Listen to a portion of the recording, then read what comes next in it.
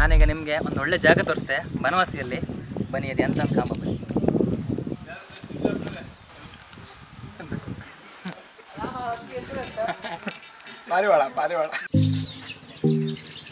ಇವರು ಶೇಖರಣ್ಣ ನಮ್ಮ ಆತ್ಮೀಯರು, ಅವ್ರ ಸಂಬಂಧಿಕರು ಇವರು ಮಂಜು ಅಂತೇಳಿ.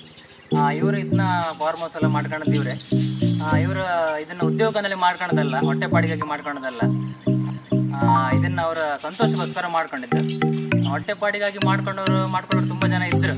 ಇವರು ಅದನ್ನ ಹವ್ಯಾಸಕ್ಕಾಗಿ ಮಾಡ್ಕೊಂಡಿದ್ರೆ ಅದನ್ನು ಚಂದ ರೀತಿಯಲ್ಲಿ ಒಂದು ಕಸ ಕೂಡ ಸಿಗ್ತಿದ್ದ ಹಾಗೆ ಮಾಡ್ಕೊಂಡಿದ್ದಿತ್ತಲ್ಲ, ತುಂಬ ಖುಷಿ ಆಗ್ತಿದ್ದಲ್ಲ ನೋಡಿದ್ರೆ ನಮಗೆ.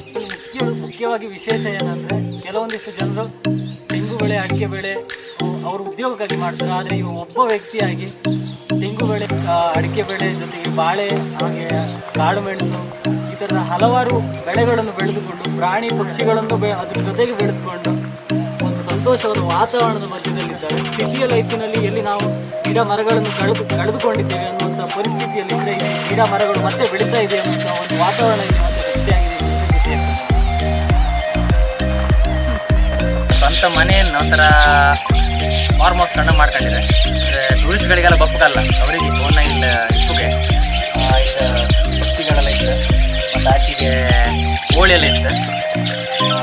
ಆಚೆಗೊಬ್ಬ ಕೋಳಿನ ಕಳ್ಕೊಂಡು ಅವರಿಗೆ ಈ ಥರ ವಾತಾವರಣದಲ್ಲಿ ಇದಕ್ಕೆ ತುಂಬ ಇಷ್ಟ ಅಂದ್ರೆ, ಅದಕ್ಕೆ ತಮ್ಮ ಮನೆಯನ್ನು ಅವರು ಈ ಥರ ಮಾಡ್ಕೊಂಡಿದ್ದಾರೆ.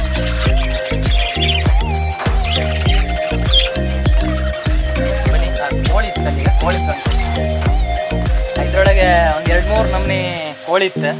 ಒಂದು ನಾಟಿ ಕೋಳಿನೂ ಇತ್ತು, ಆಮೇಲೆ ಟರ್ಕಿ ಕೋಳಿ ಇತ್ತು, ಬಾತುಕೋಳಿನೂ ಇತ್ತು.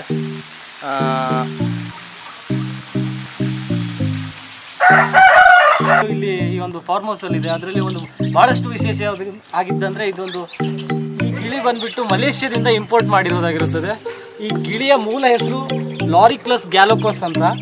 ಸೊ ಇದರ ವಿಶೇಷ ಅಂದರೆ, ಇದಕ್ಕೆ ಭಾಳಷ್ಟು ಉದ್ದವಾದಂತಹ ಒಂದು ಬಾಲ ಇರ್ತದೆ, ಹಾಗೂ ವಾರದಲ್ಲಿ 3 ಸಲ ಇದು ಮೊಟ್ಟೆಯನ್ನು ಹಾಕ್ತದೆ. ಸೊ ಅದಕ್ಕೆ ಮತ್ತೆ ಒಂದು ಗಂಡು ಪಕ್ಷಿ ಮತ್ತು ಹೆಣ್ಣು ಪಕ್ಷಿ ಅದು ಯಾವಾಗಲೂ ಒಟ್ಟಿಗೆ ಇರಬೇಕು. ಅದು ಒಟ್ಟಿಗೆ ಇಲ್ಲ ಅಂದರೆ ಸೊ ಅದು ಮಂದಮತಿ ಆಗುವಂತಹ ಹೆಚ್ಚು ಸಂಗತಿಗಳು ಇರ್ತದೆ. ಸೊ ಭಾರತದಲ್ಲಿ ಇರುವಂಥದ್ದು ಭಾಳಷ್ಟು ಕಡಿಮೆ. ಅದರಲ್ಲೂ ಬನವಾಸಿಯಲ್ಲಿ ಇದನ್ನು ನಾವು ನೋಡ್ತಿದ್ದೀವಿ ಅಂದರೆ ಅದು ನಮಗೆ ಭಾಳಷ್ಟು ಒಂದು ಹೆಮ್ಮೆಯ ಸಂಗತಿ ಸ್ನೇಹಿತರೆ.